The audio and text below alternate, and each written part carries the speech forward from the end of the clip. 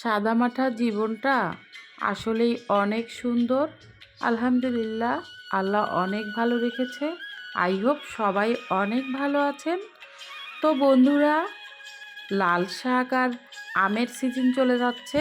কাঁচা আম দিয়ে লাল শাকের টক কে কে রান্না করে খেয়েছেন? আমার কিন্তু দারুণ পছন্দের খাবার। তো আর দেরি না করে আজই লাল শাক খাট্টা যেটাকে বলে, কাঁচা আম দিয়ে লাল শাকের টক রান্না করলাম। তো ভাবলাম বন্ধুদের সাথে একটু শেয়ার করি। তো এই তো শেয়ার করতে চলে আসলাম। এখানে আমি কিছু লাল শাক কেটে ধুয়ে পরিষ্কার করে নিয়েছি। এটাকে এখন আমি প্যানে বসিয়ে দিচ্ছি। তো দেখতেই পাচ্ছেন বন্ধুরা,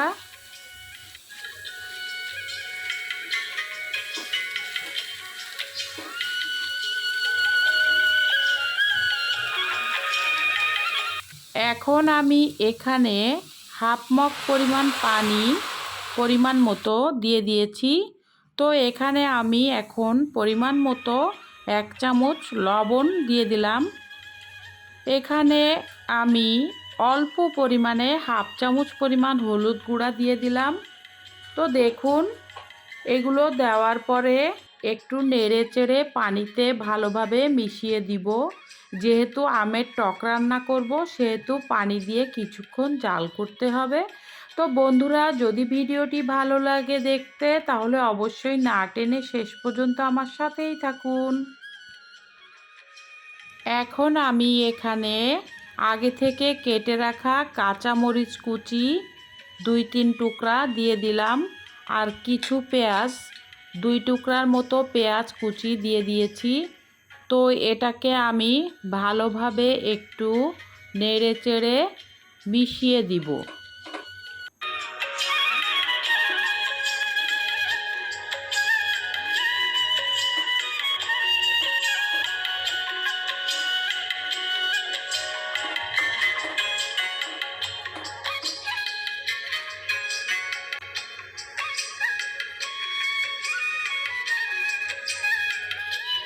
কিছুক্ষণ জাল করে নেওয়ার পর এই পর্যায়ে আমি আগে থেকে কেটে রাখা কাঁচা আমের টুকরোগুলোকে দিয়ে দিয়েছি। তো দেখুন, এভাবে কাঁচা আমের টুকরোগুলোকে দিয়ে বেশ কিছুক্ষণ জাল করে নিতে হবে।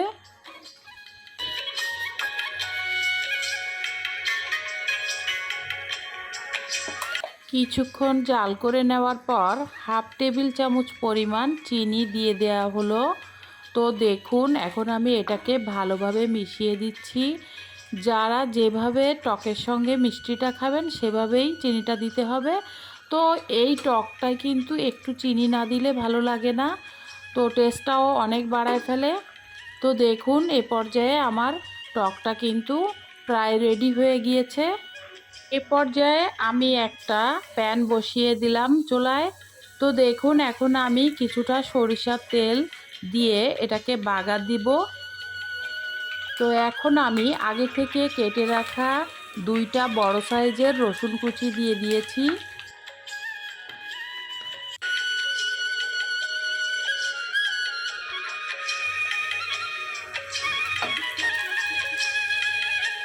রসুনটা একটু ভাজা হলে তারপরে এ পর্যায়ে আমি কিছুটা সরিষা ও জিরা 1 চামচ পরিমাণ দিয়ে দিয়েছি। এটাকে এখন আমি ফোড়ন দিব।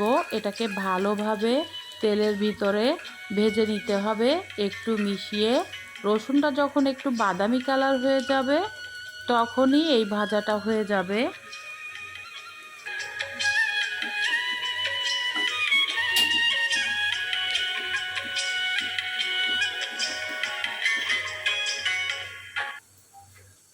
এ পর্যায়ে আমি লাল শাক রান্নাটা বাগার দিব তেলের উপরে। তো দেখুন, এখন আমি এটাকে ঢেলে দিচ্ছি। এটা ঢেলে দিয়ে এটাকে বাগার দিয়ে দিলাম। তো দেখুন কতটা ইয়ামি লাগছে। এভাবে একবার হলেও রান্না করবেন, অনেক ইয়ামি ও অনেক সুস্বাদু লাগে। আপনার বাসার অন্য তরকারি রেখে এটা দিয়েই ভাত খেয়ে ফেলবে সবাই।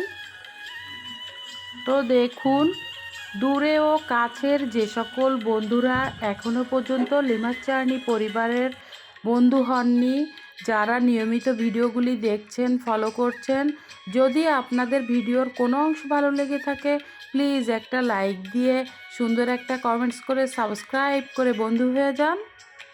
এই পর্যায়ে আমি কাঁচা আম দিয়ে লাল শাকের টকটা একটা বাটিতে ঢেলে ফেললাম, এটাকে খাওয়ার জন্য রেডি করে নিলাম।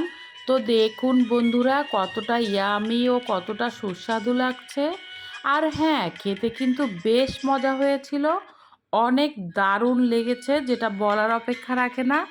একবার বাসায় এভাবে আপনারা রান্না করে অবশ্যই তৈরি করে দেখবেন যদি আপনাদের ভালো লাগে। যে সকল বন্ধুরা এখনও পর্যন্ত লাল শাক কাঁচা আম দিয়ে টক রান্না করে খাননি অবশ্যই একবার হলেও খেয়ে দেখবেন। Thanks for watching this video Lima's journey.